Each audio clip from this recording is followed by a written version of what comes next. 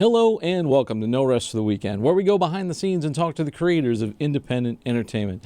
I'm Jason Godby, and with me in the Rabbit Hole studio today, he is an accomplished producer of the films Every Time I Die and Albanian Gangster, Mr. Phil Newsome. Welcome, Phil. Hey, thanks a lot for having me, Jason. Hey, I man, really thanks for appreciate coming. We appreciate it, You dragged me over here. I appreciate it. I don't get out much. You slept all the way from Queens? I did. That G train, it's one of those crazy. You took the G train. I did. The elusive train, the one you never quite know is coming. You never know what's going to happen, and you have to chase it into the middle of the platform. It's one of those things, But before we digress too much about New York, I want to talk about these films.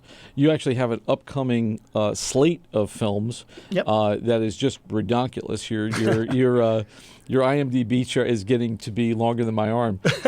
But let's talk about. We're going to talk about Albanian Gangster. We're going to talk about Every Time I Die. But first, I want to talk about you and kind of how you got into this whole show business thing.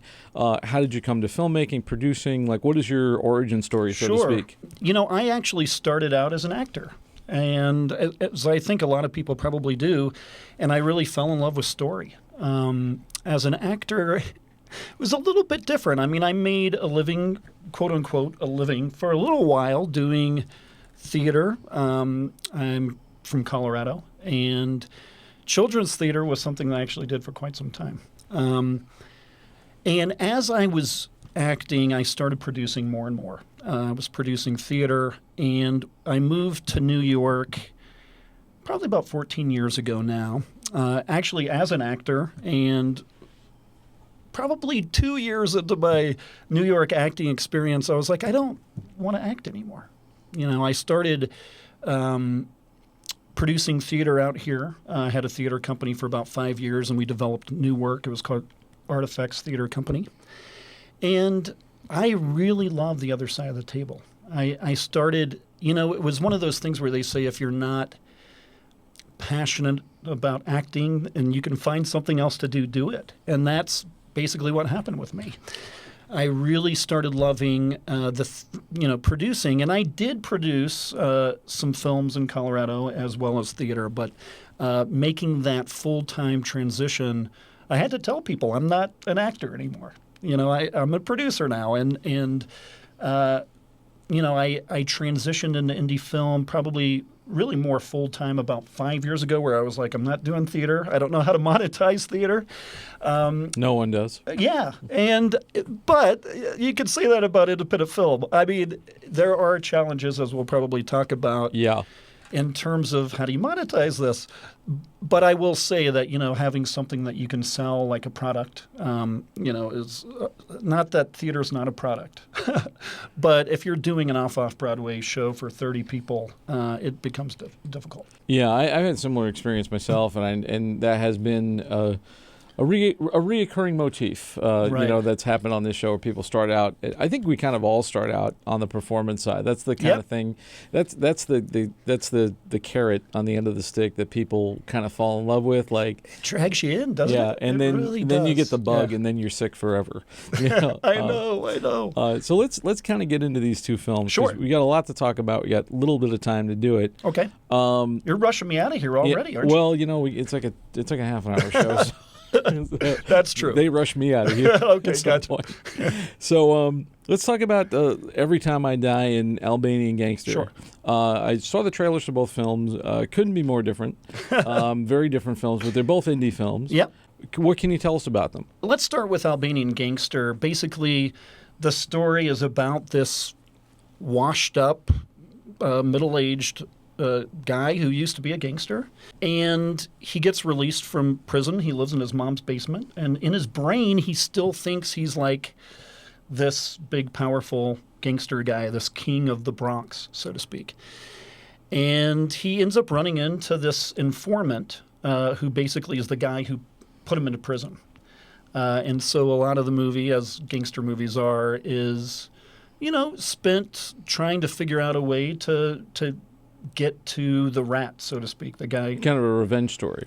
Basically, yeah. And then we kind of see him go through that and, can he do it? Or And what I will say about that, it's such an interesting film. And one of the reasons the creator, Matthew A. Brown, who's the director, and writer. And I'll say Albanian Gangster it was non-professional actors, basically. They were real guys, real Albanian guys from the Bronx. And a lot of these stories, it's fictionalized, but it is stuff that they could draw from. Sort of an amalgam of real life. Exactly. And so the script was a 12-page outline. And so it was basically improvised. Wow. Based on plot points. It's been doing really well, by the way. And our lead actor, who had no acting experience, just won a Best Actor award at the Method Film Festival.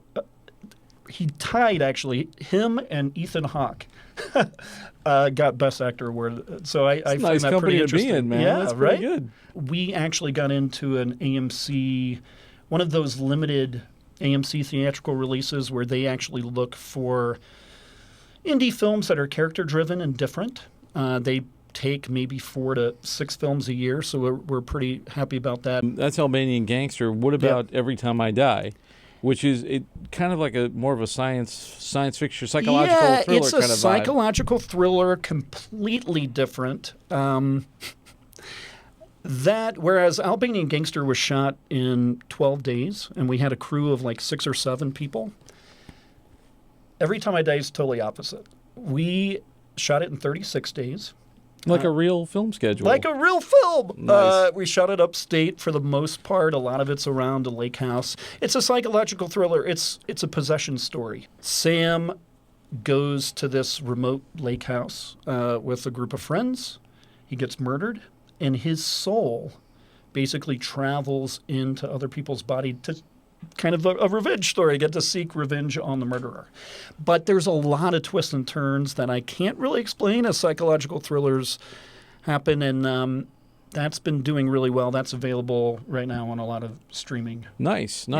Let's talk about kind of the making of these things. So Albanian Gangster, 12 days. You're doing it's 12 days in an improv script. You work in an ally, which is kind of like Larry David makes his show, and people do it a lot with comedy, like Christopher Guest. Yeah. Although he has a lot more time, but so how are you guys able to? Well, first of all, casting. You're working with not traditional actors, right? Now, were these people that you knew beforehand, or did you have to round them up? How did you get this together? So Matthew Brown, the director, had actually had an idea for a much bigger, larger Albanian gangster type of movie, and he started embedding himself in the community and met our actor.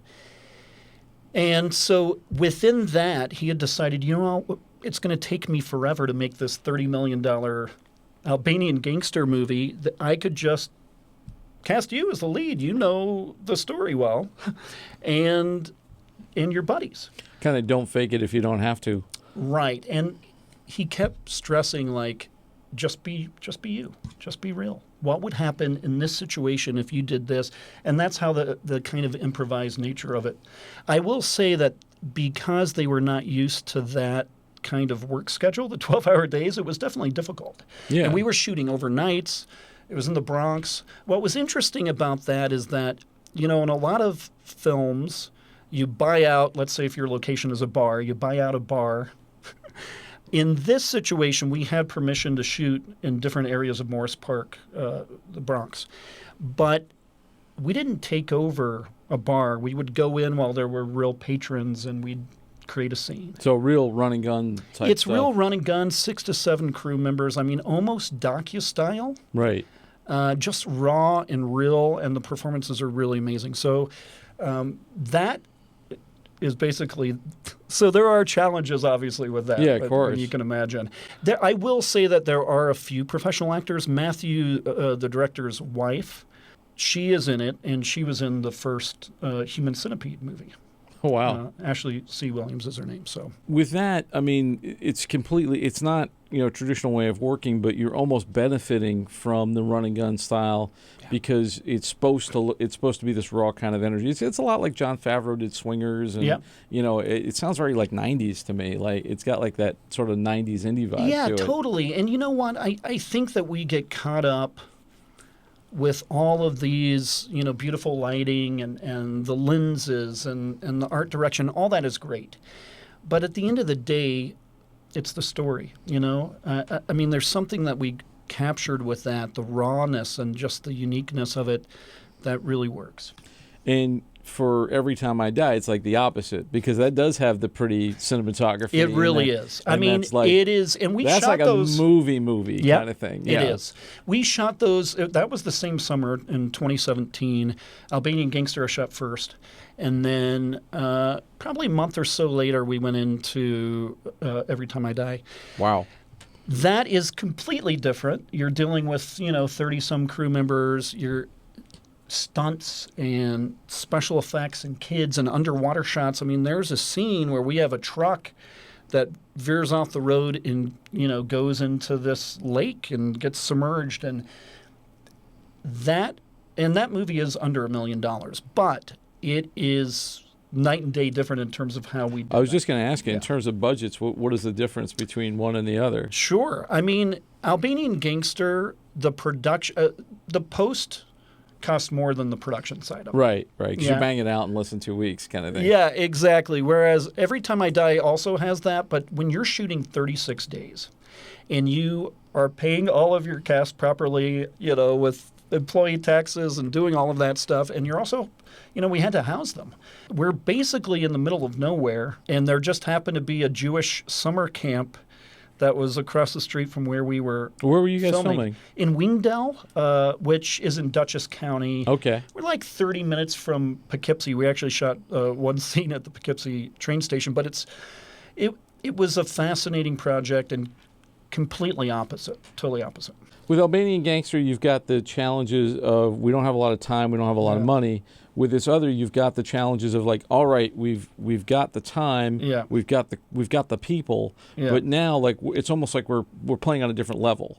There's more expected of this movie because it costs more. Exactly. Kind of thing. Exactly. So, like, how do you deal with those expectations? And when you're doing, like you got stunts and special effects and stuff like that. Yeah.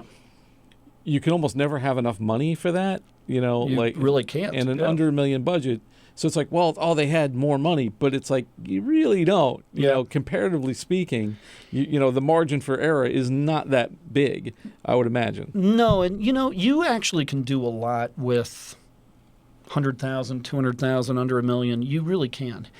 And when I look at the scope of Every Time I Die, I mean, there was a day where we had to shoot underwater stuff in L.A. Most of it was in New York, but there was a tank that we needed to shoot an underwater scene, and the actors were in LA, so we did a pickup day there. And you can do a lot if you can. You have to figure out a way to make it work within your resources. We were talking before, like a lot with indie films. It's like, well, usually with indie films, they're lacking certain things that bigger budget films are Right. that they have. Sure. In this film, you've got all of the essences of what would be in a more of a Hollywood film, but you don't have like stars and things like that. No, we do have the major recognized, and the cast is great, so I want to just say that going in, but the main guy that people would recognize is Mark Menchaca. I don't know if you know him from the first season of Ozark. Okay. He plays Russ Langmore. Yeah, we had Joseph Melendez on the show, who was also in Ozark. Yeah. So, but yes, I would say that, that's the challenge, is that you're dealing with a psychological thriller, so it's not a full genre film, which I've been finding out has been challenging in terms of distribution. We were fortunate enough to get a limited, 10-city theatrical release, which was great, and that goes along with the VOD release as well. Did you guys do festivals as well for that? We did. We had our premiere at Cinequest, which is in San Jose. I was there. And we've also been at NOLA. By the time this airs, we're up for some awards at NOLA. That leads me into the next topic I want to talk about in terms of distribution, because I've had people say, don't do theatrical, it costs too much money. Sure. And then I've had people say, do theatrical because you can make your money back on ticket sales or whatever. And then people say, well, just go straight VOD. Sure. Some people, it's like, well, now I've seen a lot of people. I just went to a movie last night in limited release where it's doing like a little tour, like it'll do New York, L.A., Yeah. or when we had the makers of 2050 on the show as a sci-fi film, they were literally like taking that movie around to different towns around America, like a road show kind of thing. Kevin Smith kind of started doing that Right. when he did like Red State. So how do you compare? Because you've done both now. You've done theatrical Yep. release and you've done straight VOD. Yep. What works? What doesn't work? And why doesn't it work for some things? And like, how would you kind of compare the two? No, this is an interesting question. I mean, do you need theatrical now? I guess it depends on your goals. I guess it depends on your budget. No, I would say typically, but again, there's a lot of different goals that people have. There's different budgets. There's different cast. And do you want awards and things like that too? Yeah, I mean, you're doing theatrical now for the VOD. So, it's a day of date in theaters now kind of thing. It draws people to the VOD. There's a bigger topic here, though, to me, which is filmmakers on the distribution side, on the sales rep side. It's, I have my opinions about sales reps. You're free to state them on this show. This is a safe space. Okay, well, right. Although it does live on the internet for life, but regardless of that, Pretend that's not pretend that's not happening. I find the middlemen in this business to be, and I don't even know the right word, but I know that filmmakers are not making as much back. And so there is this thing about self-distribution or about selling it yourself. I mean, for every time I die, went to AFM and you just knock on doors and you try to get your film out there.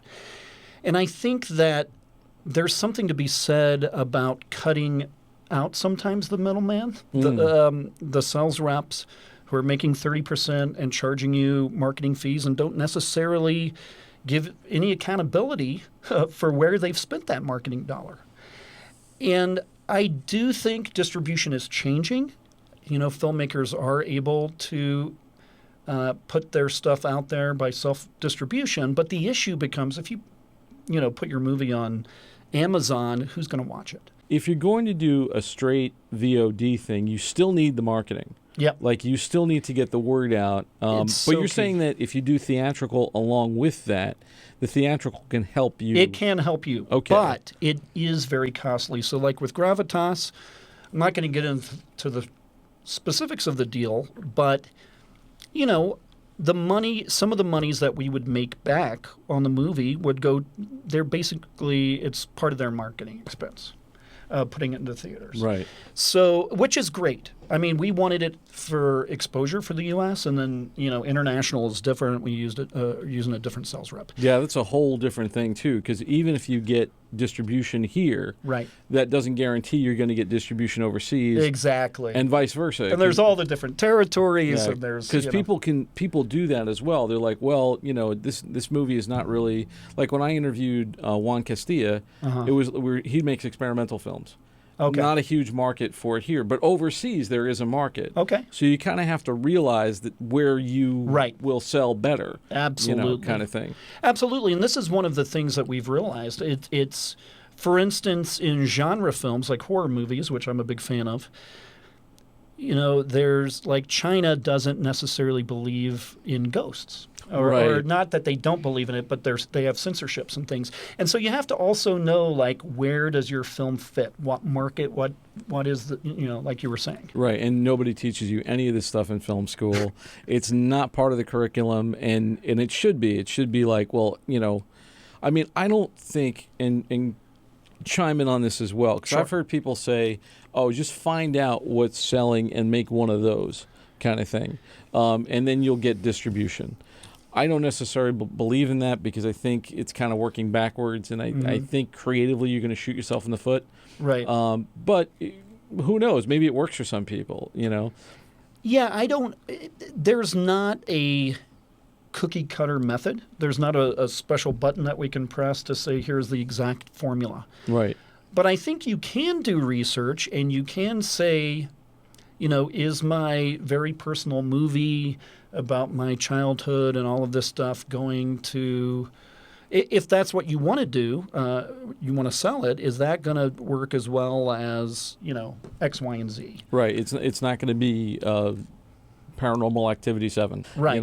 Which, by the way, if we want to talk about Paranormal Activity and movie making, Blair Witch, Paranormal, super simple, but it's the marketing. You know, the marketing, Blair Witch came right at the time of the internet, and it exploded. But if you look at that, it's all handheld, video stuff. But we go back to the marketing, and I think it's always super important to hold back money for marketing. Yeah, I think it's so, and I've said this before too, but it's so hard just to get the thing made. I know. You go through this painful process. You spend your budget on the production side, and like I remember Stanley Kubrick talking about, he's like, you spend so much money on the production, but it's the part that everybody rushes you through. It's the most important part, actually getting the movie. Right. But everybody's trying to rush you through it because it costs so much money. And then when you get to the end of it, it's like, that's not even it. That's just the middle. That's just the second act. You still got the third act, which is post-production, distribution, marketing, and all that stuff. And that's a saga in and of itself. Right. And in my experience, the distributors, they're not putting in tons of money to marketing. And if they are, they're doing it for a catalog for several films or what have you. But I mean, I guess when you're doing a studio film, obviously you don't have to worry about right. that. Yeah, that's the difference between like with studio films, they've already got all that set up. Right, it's a mechanism that's in place. All you got to do is put your thing on the conveyor belt when it's done, like Laverne and Shirley, and then it goes out the front. But when you're making an indie film, you got to build the factory first. But you know what? It brings an interesting point, because when you're talking about, is there a tried and true method to make money? I mean, even Hollywood doesn't know. Some of their films completely flop. Hundreds of millions of dollars. Huge stars, hundreds of $1 million, and they flop. So, there isn't, obviously, it's risky. Yeah, they have a mechanism in which to put this stuff in place, but it's still throwing a ball on a roulette wheel to see if it hits, kind of thing. Right. I'm gonna wrap up in a minute here, but just tell me quickly, like, what, because I know you got a lot of things in the hopper. Sure. Just kind of give me the rundown. Great. And where people can find it. Well, first of all, for the two films we talked about, where can people find those on the web? Yeah, so Every Time I Die is available on iTunes, on Amazon, on Fire, all the streaming platforms. And Albanian Gangster will be available in January. We are doing the AMC theatrical release now, and then it will be available on VOD in January. And what else do you have coming up? Yeah, so we just wrapped a horror film called The Unborn, and that is part of a 12-film horror slate that I'm going to be doing with Mila Media. And it is micro-budget, contained, really just kind of high-concept horror, but yet figuring out really cool ways to do things with minimal locations and minimal cast. And we are actively looking for scripts. Great. We're looking for, we've had over 500 submissions and probably a few that we've actually really liked, but we're continuing to open up the platform for screenwriters and to allow them to submit material to us. And if people wanted to get in touch with you and learn more about you, where can they find you on the web? Yeah, so I'm philnewsome.com, or you can check out Mila Media. And, we're How do you spell that, Mila Media? Good question. M-I-L-A. And then media is actually the normal spelling. Great. Well, thanks for coming, man. I'm going to wrap up, but that's all useful information. I hope people got something out of it. And thank you all for taking this trip down the rabbit hole. For more episodes of this show, you can find them on our website, norestoftheweekendpodcast.com. You can also find us on all the major podcast channels, and now we're on footprint.tv, so you can download the Footprint app and catch us there. And if you're extra special, you can follow us on Patreon too, patreon.com/No Rest for the Weekend. Once again, I want to give a quick thanks to Phil Newsome. Thanks for coming, man. This is great. A great show. Come back anytime when you got something to talk about. For Behind the Rabbit Productions, I'm Jason Godbee. Thanks for joining us. We'll see you next time.